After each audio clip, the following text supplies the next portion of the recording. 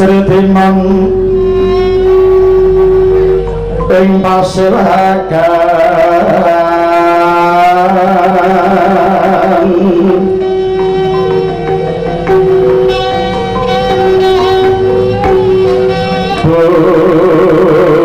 busana maneka warna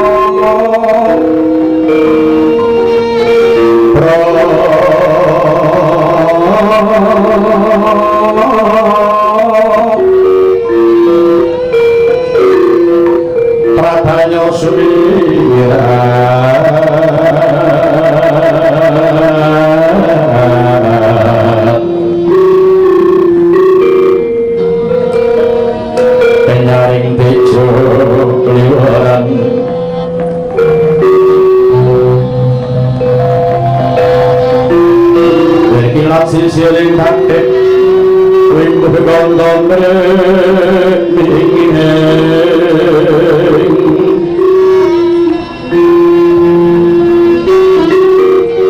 Kadiyuting baru komonggo saparan mangambar kungas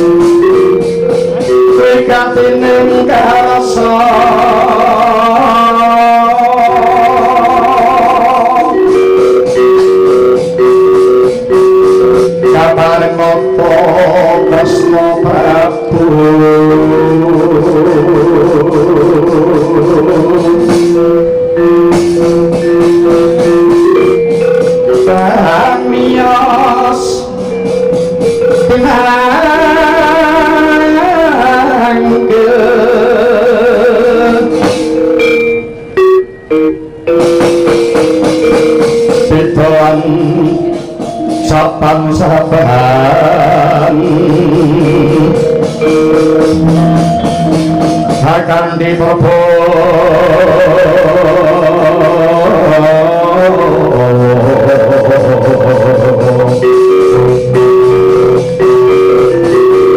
kegas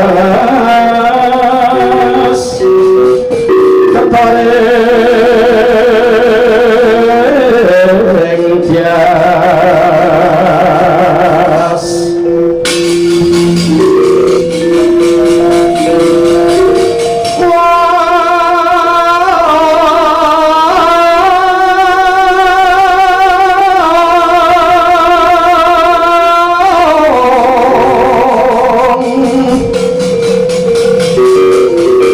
kang sami sumewa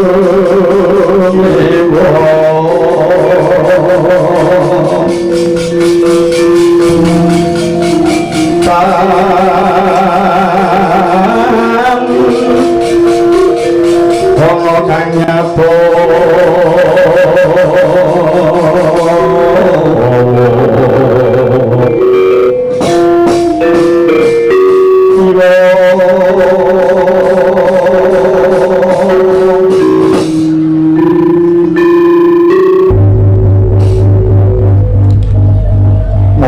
Kakang Semaringga paring dawuh ing sumusan matoi gati sawegoing diri mongko marang kang dadi dawuh Kakang Badranaya nggih senuwun wale-wale menapa sowan kula menika ingkang sepisan kula mertuwi dumateng kalunjengan paduka senuwun sakulawarga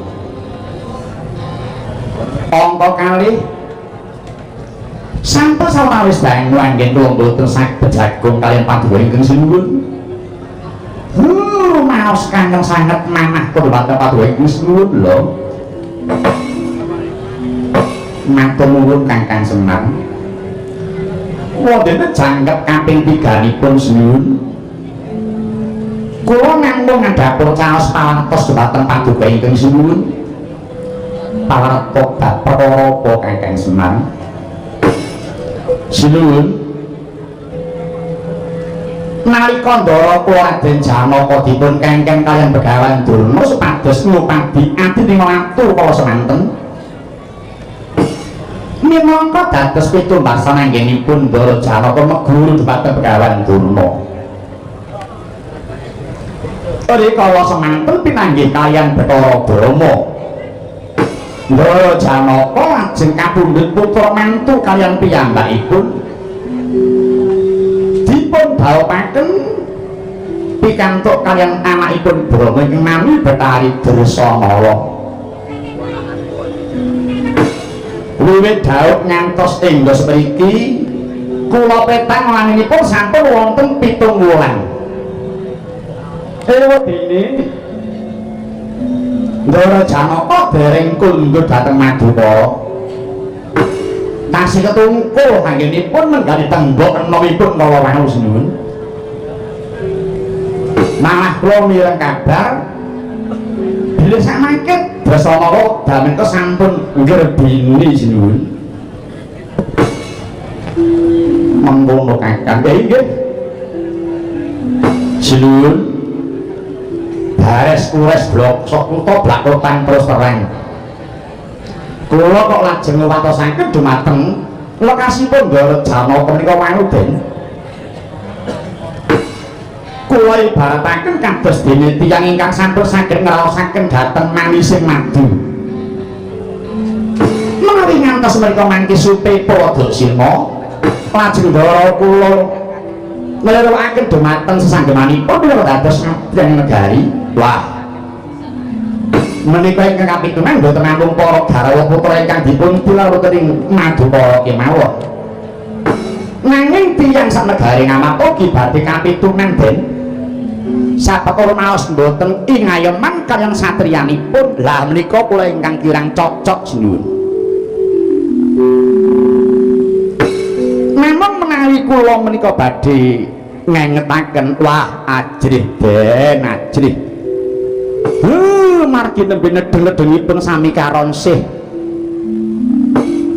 tiyang ingkang nembe nedeng-nedengipun ngumbar asmaranipun menika menawi ngantos dipun ngetaken doh nyono cerak nyono dipun kinten kula menika tiyang ingkang iri hati sinuwun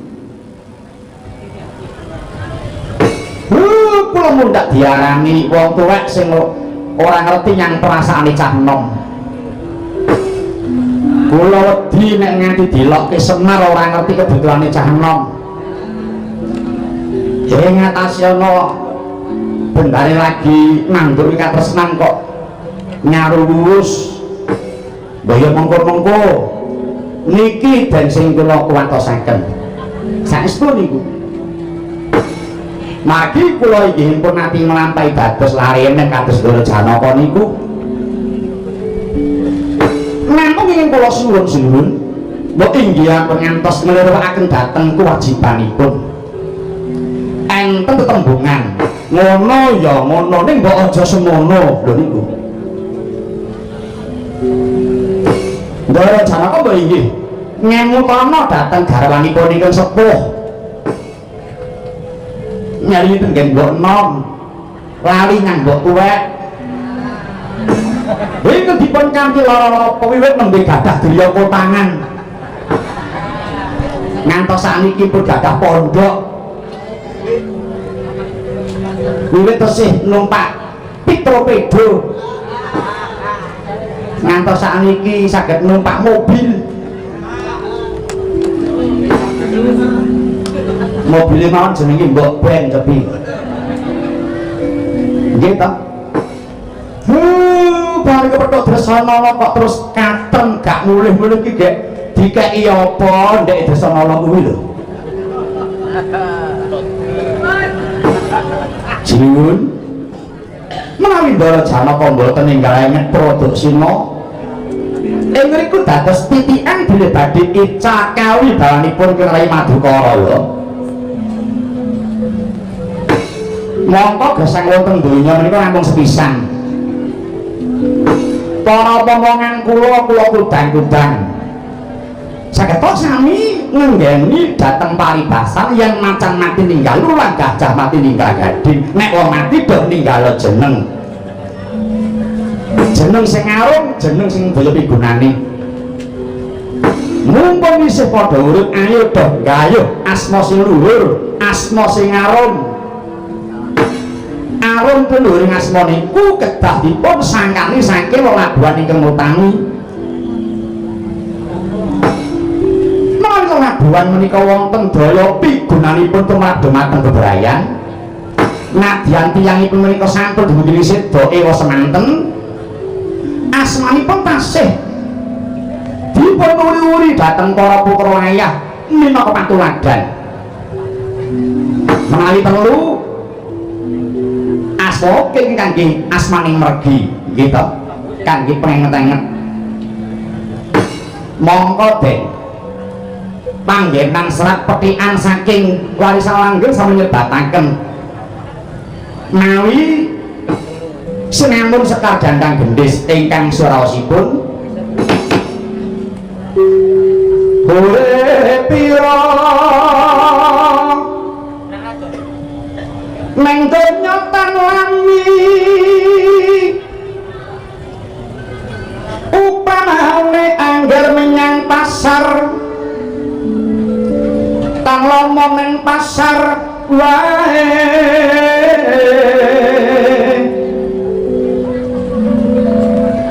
tan wente lamun mantuk mring sangkane wis mane muni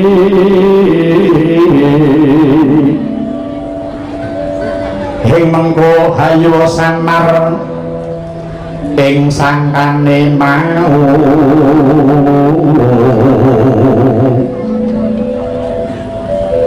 yen lali dalanira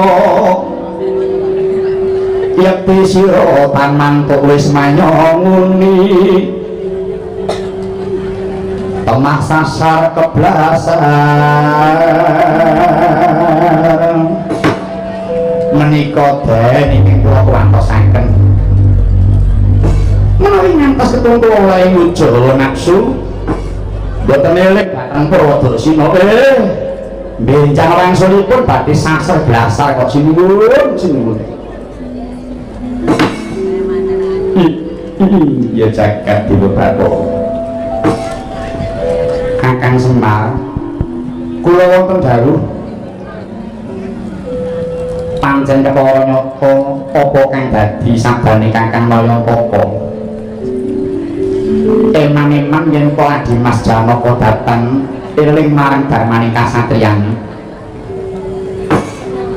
nanging Kakang Semar tak kira sira Kakang Mayantaka ora bakal kilatan marang lelakon kang wektu iki lagi semandang marang Dimas Arjuna Kakang lelapan menapa sih Kakang Semar apa uripku ora bakal kesiku yen to ingsun ngaturi pirsa marang Kakang Semar mboten enten sing pasang walet kok Den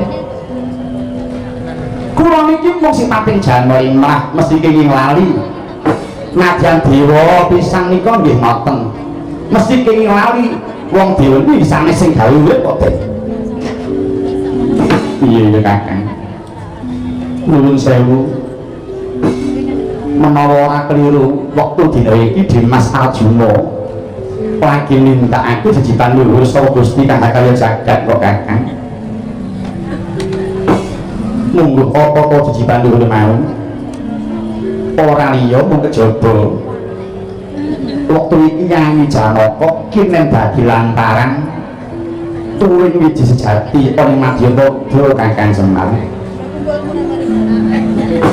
wondene ingkang minangka dadi wadhahe wiji utama mau cuwangune dening pangeran pinercayakake marang Betari Darsana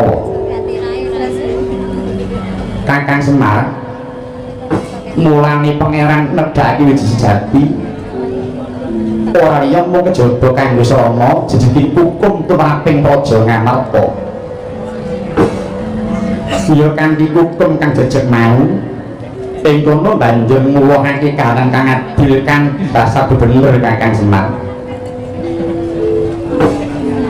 lan mung adil lan bener mau wis padha dirasake marang kabeh warga Ngamarta ora mokal yen to ing kono banjur tuwuh sing jeneng Kawibawan Kakang ngono nggih bilih mekaten kula mboten saestu Rasulullah Den soal kula pitados dhumateng Bapak Dewi iki sing Nggorawati sebab menapa awet sareng kula mirengaken pangandika paduka kala wau ing tata gelar iki paring dawuh sinten Paduka namung astanipun menika wau mbakipun anak kula pun Bathara Wisnu ingkang ngimutaken dhumateng Pak Gedhe nggih tetunggal kaliyan kula niki Den mongso borong oleh Kakang Semar mestani inggih senuwun inggih mboten langkung kula nderek nang ayu bagya badhe tumedhake wiji utami kala wau senuwun sing pamanggih kula lakar sampun titiwanci kedah enggal lair wiji utami ingkang wangi karo westu najrih krana lepat kala wau senuwun awet menawi mboten enggal timbul menungsa ingkang resik bebudanipun utami pambeganipun jujur tumindakipun wah mboten murung menika mangke Sradadra saya ombro-ombro pakartining para menungsa ingkang nama badhe pados mlendhuking padaran tuwin klimis sing lambinipun piyambak-piyambak ingkang larekipun ajeng wani ngrengaken dhumateng tuwin negari para wau Kanjeng Sunuwun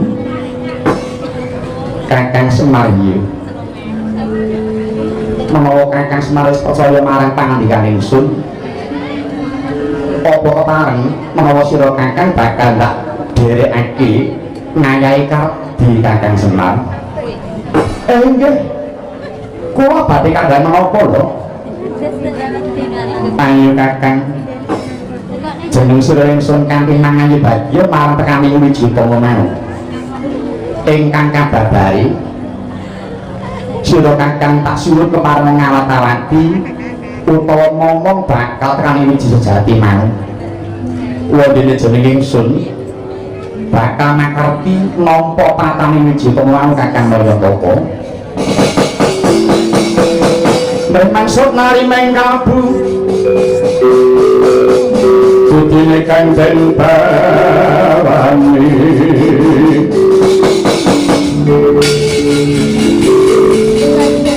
wong nitya sukarila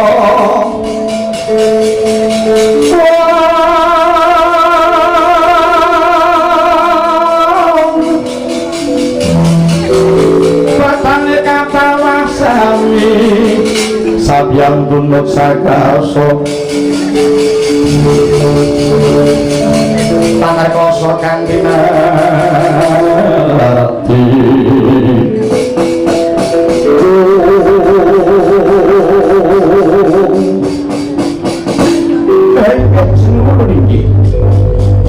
sasat nampi pakara manteling tanpa pindhan dene kula kedawan mulatake dhumateng badhe tumedhake wiji utami kala wau den Kakang Semar iya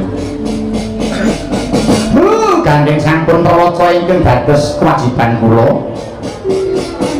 kepareng kula nyuwun pamit tumutun tindak kenayan kula kala wau kanthi kula badhe ngelaki maladan jumburing salapa ingkang badhe kangge ajeng jumeduling wiji utami kala wau den iya Kakang Semar ora liwat sungkem kuwari ingkang nderek jengkaring Kakang Semar muga lebo ing karya lan ora suwe Kakang mengko genti tapak ingsun uga tumrap jengkar wibati bakal mawa wijati manut Kakang Maryataka lan ning daya manung manung kang raring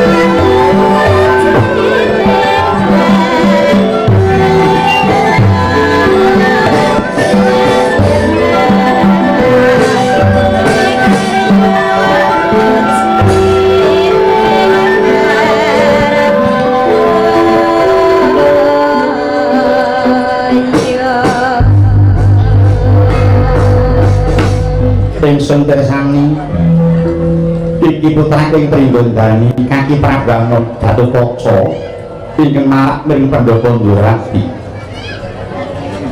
kulut tetuka pabinantu karaharjan swaning sira kulut ana ing ngarsaning Tuma kene ya nggih kula inggih Prabu dhateng kathah karya kali lumurdu sik porren pati Prabu Ndorati langsung putra paduka ing Pringgondani ngaturaken sembah sungkem mugi kunjuk ing sahendepanipun pati Prabu Ndorati. Iya kulut ingsun tampa kang bungah yas ingsun nggih tak pirsani teko kantor semangka apa ngawak bojol soranmu iki ana perlu apa kaki iki kersane kaki Prabu Dewi apa sira kulo kautus pundhane lo ing Ngamarta nggih tunggu limaku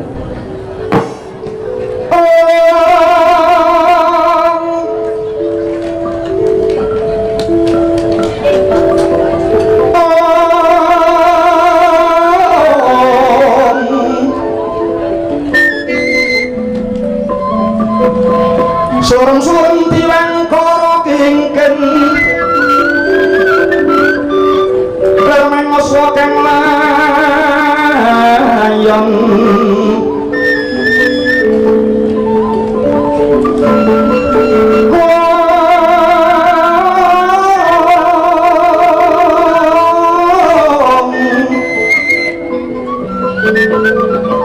banyu hilang mama nise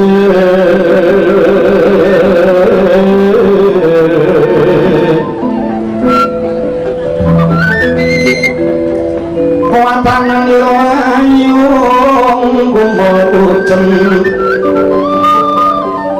tarah nyomarata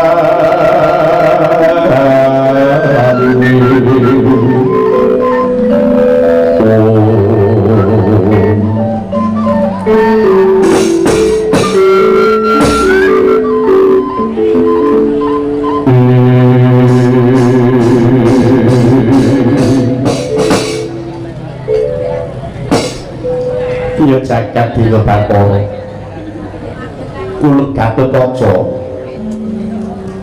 sira ingsun dangu ora matur reca malah ngurung tepi pemangkonku iki ana kok malah ndadak nganggo nangis bareng nggih lungguh kang prayoga tumuli matur napa Kang Prabu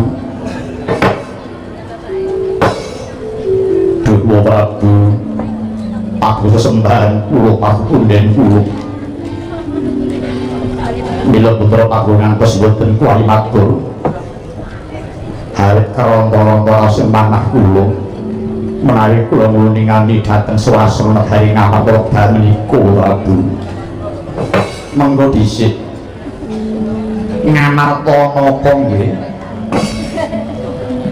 ing mangke negari Ngamarta ibaratipun kados dene sapu wedhosanipun lho Prabu kemanunggalan kados sampun boten dipun paelu kathah-kathahipun sami nengenaken kebetanipun piyambak-piyambak ingkang kabaripun lajeng sami meksakaken dhumateng pikajengipun piyambak-piyambak tata kami boten dipun nggeni bakenipun namung sugih kendel bondowani sampai ketungkul ing rebatan kursi pesasak para kawat betul-betul urusi Prabu kasih kawingguh malih tumindak maksiat ing sampus mubar tingku di papan panggenan Prabu Dewa Prabu mailawan pangkat sengaten boten inggapi naringan limut lajeng kados undiwa kedadosanipun negari Ngamarta ing mangkenipun Prabu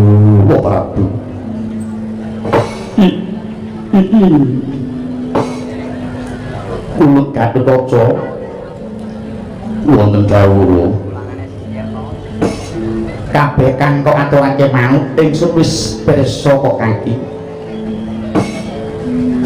kanthi anane kahanan kang kaya mengkono mau malah kepara kena kanggo nyelingake marang kita kabeh iki ingkang surasane ayo kabeh wae padha mawas diri kabeh wae ayo padha mawas diri sing rumangsa dadi Narapraja ya padha nangkana tumindake kuwi kemajon apa kemunduran sing rumangsa dadi beteng negara ya nangkana elane ya padha gelem mawas diri tumindake mau nenak tata krama apa ora upamane yen ana wong sesukan main ana pinggir dalan gedhe kuwi dipirsani wis tek apa ora klebu senimane pisan asil karyaning Seniman mau nentramake swasana apa malah manas marang kahanan. Semono uga tumrap para kang padha rumeksa jering hukum nek tumindake ngono kae saru apa ora. Nggih, Gatotkaca. Waton kabeh mau padha bisa mapanake dirine marang panggonan kang samestine pangira iku bakal bisa wilujeng sekabehe kok nggih. Inggih, Bu. Kejaba saka kuwi kuluk awit surasaning jangka lan ana paringing pangeran ora suwe maneh nggih bakal ana manungsa kang kena kanggo panutan ing kejujuran lan kekemblane kaki iki sinebut wiji sejati utawa wiji utama. Mangko yen wiji sejati kang nggawa pepadang wis timbul kaya-kaya bakal pulih meneh nggih pernatan kang pancen wis bener lan becik mau kaki. Lan ya menungsa kang dadi wiji utama kuwi mau ora wigih karo ringo tumuni bakal ngrantasi sing rawi-rawi mutungi sing padha dadi pewalang kaki Prabu. Mriki mula nggih sadurunge padha konangan marang wiji sejati mau ayo kuluk sing rumangsa tumindake ora bener tumuli padha uwisana lan aja nganti padha diambali maneh. Yen mergo kepengin numpuk bondo kepengin duwe duit akeh kepengin kula ragane kecukupan banjur nindakake sekang cara disahake ku aja nganti ya Kanjeng Prabu. Sabab upama entuk akeh percaya kuluk kuwi ora bakal ndagini ora bakal ngeti kok nggih. Wong yen kepengin kula wargane kecukupan iki ana dalan kang prayoga ditempuh Kanjeng Prabu yaiku ingkang sepisan gedhekno lelabuhan marang sapa wae sing wajib nampa lelabuhan. Iki kaping pindho golek kanca sing sakake-akeh mau padha gelem labuh kang tanpa ngetokke milike dhisik percaya kaki sing dilabuhi mau ora bakal merem mripate kok nggih. Ewa dene yang ana wong dilabuhi kok ora weruh lah kuwi rasamu ya kudu linambaran panarima lan anggepen pancen rejekine durung gelem melu kepara malah wujudna menawa kuwi mujudake sawijining amal jariyah Kanjeng Prabu. Semono uga yen to dadi kanca akeh kuwi sak tiba malangane ya mung sarawuh akeh kang padha tulung kok Kanjeng. Ana wajib sira seluruh pinggir Kanjeng Prabu. Kekancan kang bisa awet kuwi kuncine waton ora padha gawe kapitunan marang siji lan sijine. Iku nyapa bisa lestari kekadangane kok nggih. Mekaten kok Prabu, Kanjeng Prabu yo. Mugi sendika sareng Prabu. Mugi-mugi putra Paduka saged nindakaken dawuhipun Prabu menika wau. Kuluk waton teteken kanthi tekun mesti tekan kang sira sedya nggih Kanjeng Prabu. Monggo niki. Gandeng sampun sarta sedal sowan kula. Apabila kepareng monggo Prabu sarengaken putra panjenengan.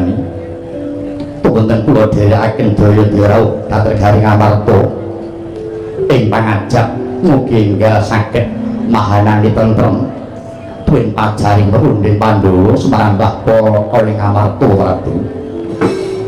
Kuluk tetuko iya maka para sira kuluk nganti ana ing pergelaran ingsun bakal pamit lawan Kenwa Putri dhisik ya nggih. Nuringi sendika Prabu istakaken dawuh. Sangga wonten dawuh dinuji ingsun mundhut pamit marang sira. Ingsun arsa jengkar marang Raja Ngamarta.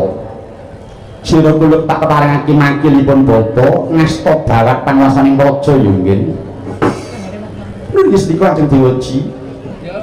Dimas Tiaki kula wonten dawuh Kanjeng Prabu tak pundhut aja mok kendhing dandan yo Kyai kepara kenceng ana sinadi ingsun kanthi medhak marang praja Ngamarta Yai kawula nulinggih dateng Gusti Sang Kanjeng Prabu soalé kula jeneng Prabu iya sinambi baru kang padha para sida ingsun tumuli bakal nindakake Drana Rasa Yai moko nulinggih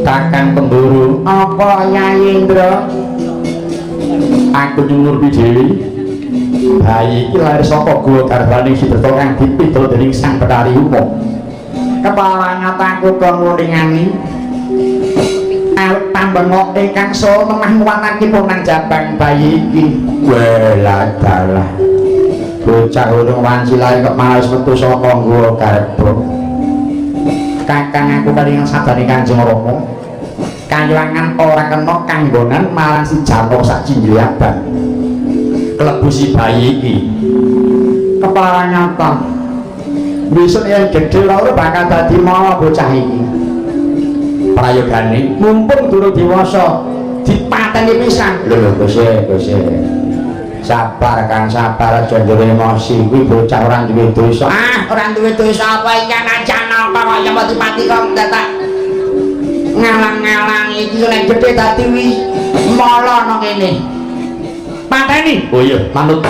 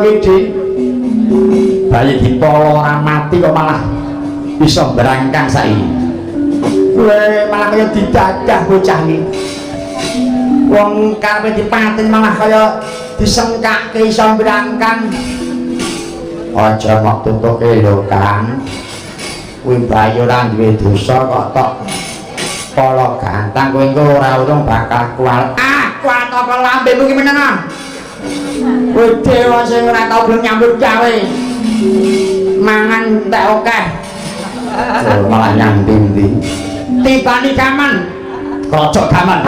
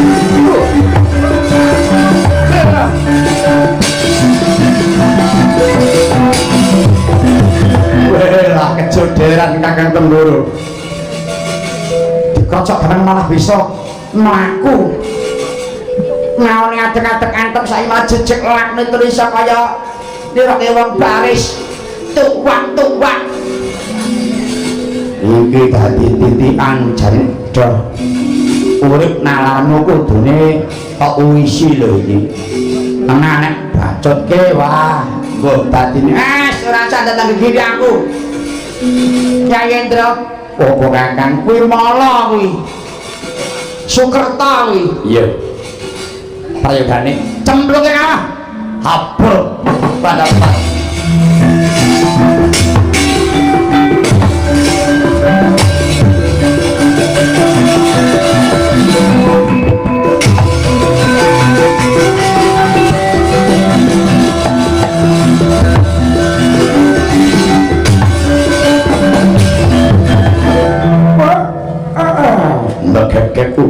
kekek embel-embel satu lipo aku wis ngancik kayangan jungring selokon ngedaki kalah condro dimuko ya wiwit durga mala anak Brahma wis weruh wiwit bocah wedok ing lair iki bayaku ya nekseni mung aku ora nyedak lah kok malah diimbu Indra Tenggoro para padha miloro marang Jabang sing ora dosa gendeng kabeh pocok kabeh diluran malah ini jedaki kacau duduk karep dicemplung ya dan ngelakon apa bakal dewa si pada celutak tuh mintai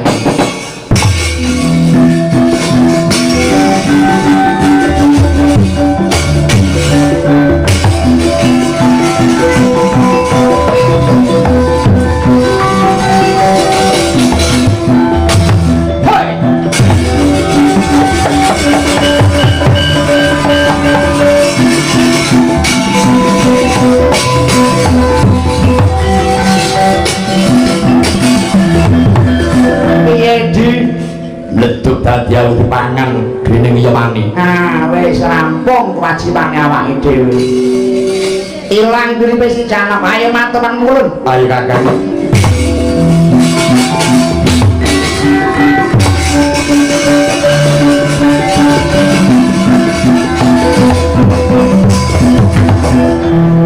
wau kaya mangkono awit saking wengi sing Bathara Indra pun para dewa temah wonta-woni tengah jejabang kang juru darbi dosa kala semono wis tinggal ketedol dening latu ponang jaran bayi gemuruh suarane ingkang dahana kaya alon ingkang gulung-gulung ning elok ing kahanan risang jejabang datang bisa mati awit rikala semana ana nur sarating Gusti kang cemara tumandhuk marang jabang bayi kang ana madyaning Candra Dimuka.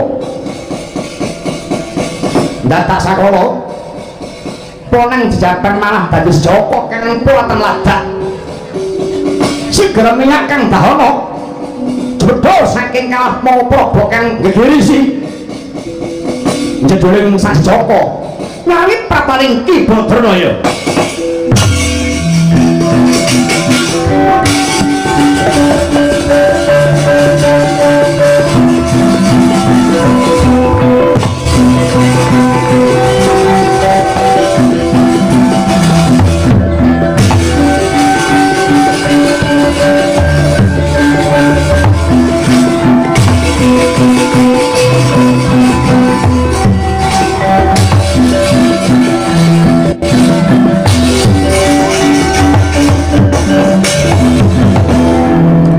Sembah nuwun Gusti ngayomi dhateng Wiji Utami menika. Kowe kuwi sapa? Aku Semar. Semar kuwi apa? Semar kuwi jeneng. Yen kowe ngundang aku Semar, aku mesti mara nyauri. Kowe bangsane apa? Aku menungso. Menungso? Iya. Menungso kuwi apa? Menungso kuwi titahe Gusti sing ana Madyapada. Lah aku sapa? Malah bingung pikirku. Bareng kowe takon aku sapa malah judeg nalarku. Aku duwe jeneng apa ora? Metu saka kalah Candra Dimuka. Kowe urung duwe jeneng. Aku jenengno Semar. Mbah Semar. Nek kudune wong tuamu sing wajib jenengke ning gandeng. Lairmu ketunggon karo wong tuamu. Ya, aku nyuwun lae wong tuamu kanthi batin muga Gusti ngideni. Kowe arep tak wanehi jeneng sing jumbuh karo lelakonmu. Ya. Kowe bocah kang tuwa saka neraka jahanam ya Candra Dimuka ya mani. Mongko kuwi gene kang dadi wisa. Ing saka iku muga jagat nasanana. Kowe tak jenengke Bambang Wisanggeni. Keterwatuk nyang jagat nasani.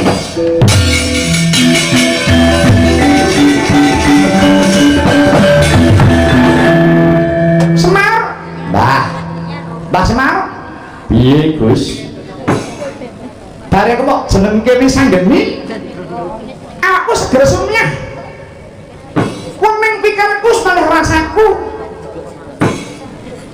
Meh bisa permono panduluku. Lah nek ngono Gusti ngijabahi kowe cocok nganggo jeneng Bambang Wisanggeni. Nyatane awakmu sumringah, sumalih rasamu wening pikiranmu padhang permono kang dadi peningamu. Iya. Lah wong tuaku sapa, Mbah? Nek kowe takon wong tuamu aja takon aku, ning takono dewa-dewa sing do baris kae. Endi kae sing do tengok-tengok kae rumoso rampung kewajiban do jagongan dhewe-dhewe kae.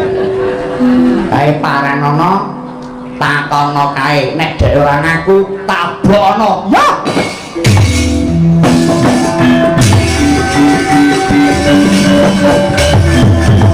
Utang nyaur nandur mundur do rasakno kowe cah.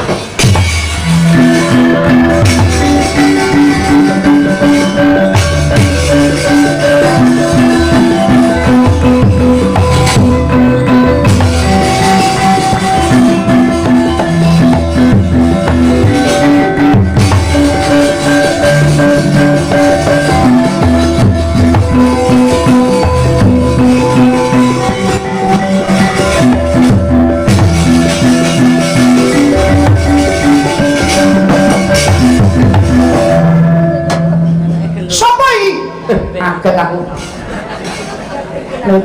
Tengok aku ora putek aku Bathara Tenggoro. Bathara ki apa? Bathara ki dewa. Budi kuwi. Bathara Indra, aku Rama Dipati. Kowe iki cah endi? Jenengmu sapa? Aku Bambang Wisanggeni. Bambang Wisanggeni. Ya. Saka endi? Ora omah. Oh, cah Bambung iki. Kowe rene ngopo? Aku takon, bapakku jenenge sapa? Oh, poclok cah iki. Lah kowe iki anake sapa kok takon wong liya piye? Kowe iki anake sapa? Kowe dhewe karo kemel takon liyane iki. Mangsulana bapakku sapa? Aku ya ora ngerti. Aku ora nyurupi. Wah, tabok istilahmu, Mas. Ora ngerti. Hei. Ayo. Selamat, selamat.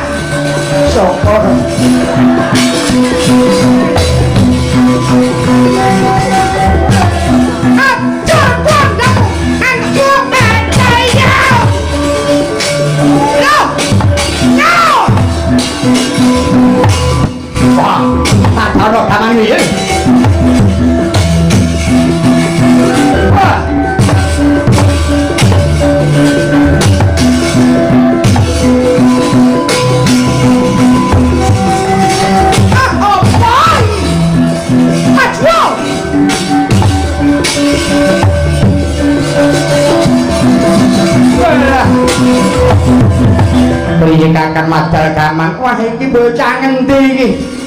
Bocah nek sektine kaya aku dewe ditak-itak jangelku. Aku ya keplek-keplek iki. Ya Mas, ya Mas. Ayang apa? Ayang apa sing gawe sengsara? Cangkem iki. Anak dewa laraman nembang-nembang. Wes rasakno. Rasakno bayo iki maju kono. Lho gumonku kuwi lho. Ah sing jejer iki mung dewa telu lho. Ya kowe karo ditabok kok aku kok mung disingkiri. Ngono iki wong memelas. Ora kok memelas pancen. Ah Gusti. Nandang-undang tak cerewet. Nandang-undang. Temu ngocak kuwi. Matur ayo matur paman kula wayahi.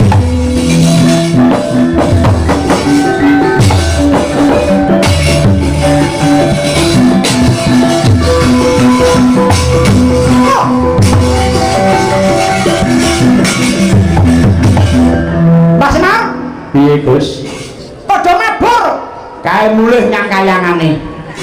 Ngono, ya sajak arep laporan karo ketuane kae. Iya. Peragane tututi.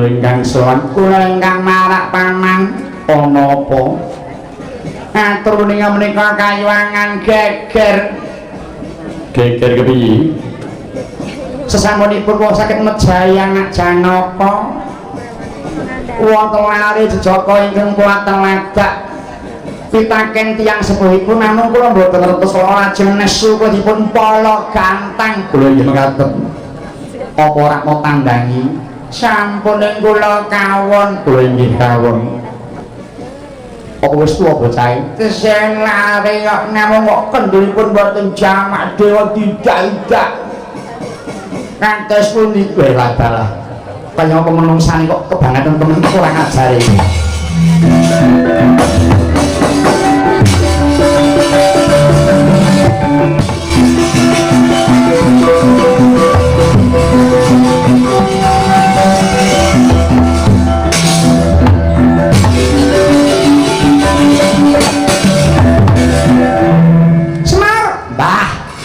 Mbah Semar. Piye, Gus? Kae kok ana wong lumaku kok mangan kemombyah, tuwa wong loro kok papat.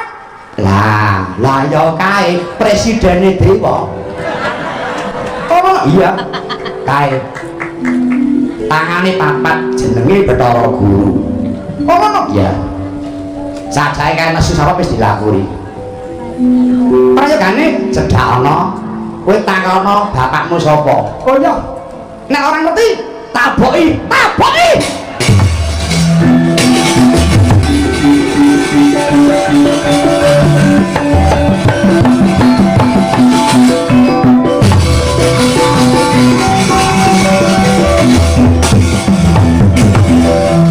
Iki sapa? Bambang wis anggeni. Kowe Bathara Guru. Lho. Kok ngerti? Ngerti cah pinter kok. Mrene ana apa? Aku takon, bapakku sapa? Kula ora nyumurupi. Oh, dewa bodoh tabok sing langsung.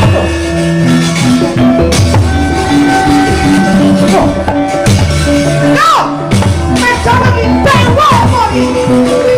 Ayo. Ayo.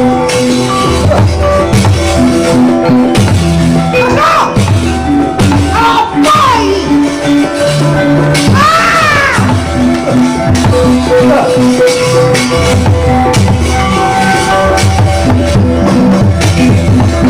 Cuma lancang menungso iki cundemane tak dawa Pak.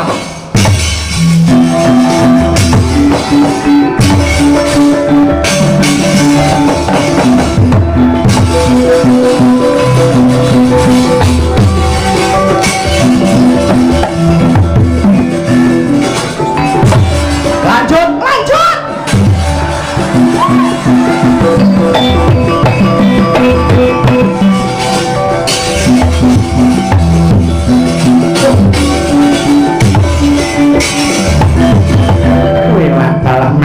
Sapa menungso iki kedrawasan kayawangan geger golek serayan dina iki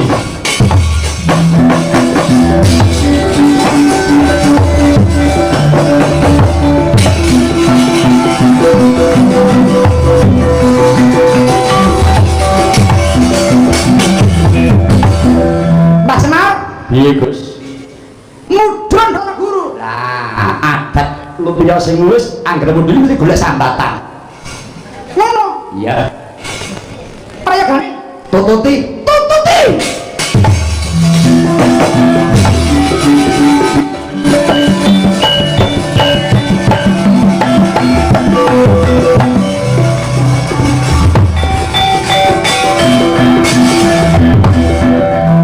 Kowe ngisi-isike wong ya. Kowe nek joget kowe elek kok tak delok. Kowe kok marah ae. Hah? Suruh tak belakmu. Wong barang apik iki delok nesu. apik. Kowe seneng kekurangan ya? Kowe seneng kekurangan? Ben tobat, ben kapok, ben ora kumingsun, ben ora kumawasa. Ngendendeke guru pipeh dadi dewane dhuwur dewa arep kurang ajaran. Buku sakarepe dhewe. Lah iki ketangger lho Guru. Nek ora ketangger bocah sing kaya sanggene iki ndak ora tobat Bathara Guru iki. Nggih, wong kajenge. Mah percaya mawon. Dewa kuwi ora iso mati, koclok. Oh nggih. Ben do pengajian marang si manik ben ora saya dak sia, ora dak wenang. Tuh banyak panguwasa gedhe njur sewiyah-wiyah. Panguwasa kanggo dodo. Ngono kuwi aku ora matuk, aku ora seneng. Kudu ngelingi temen tinemu wong sing salah bakal seleh. Mula iki piwulan kanggo dapurmu kuwi Mripati. Nggih. Piwulan kanggo kowe. Sok nek kowe iki kuwat napa wahyu panguwasa tumindakmu aja terus merwasa wong tanpa dosa ya. tumindake guru aja tok tiru. Alah. Pak, kula ajeng dados napa kula niki wis cekap nyomo dipati pun sebelum. Kuwi mung mbok menawa aku meneng karo kowe kuwi krungono gobokmu iki lho. Nggih, nggih. Nah, nek kowe iki nyeka panguwasa kok senengmu lembah manah sabar darana, ya ta? Awet lembah panguwasa. Oh, ngene kok sok barine. Nek wis wenang-wenang karo wong sing ora luput, ya ta? Mengidak-idak karo sirahe wong cilik-cilik. Oh, bakal ndekem uripmu tenan. Metu isin kowe. Nggih. Kowe ampun ngantos minta kaya ngaten kula eling-eling tenang. Nek nganti kowe tiru Bathara Guru, oh diterangno. Cilik kowe iki tiru gedhe kowe wani mbela. Kowe tak ilokke balane sing ora apik. Mboten. Wis angkat nyambut gawe. Mulya. Kok tanpa gamelan wis muncul kaya bulus. Iki paman guru ketanggara patok iki. Wis dewa ning dhuwur dhewe tandangi bocah cilik. Mongko kuwi temen jujur cilaka, mongko bener bocah iki. Hidup reformis.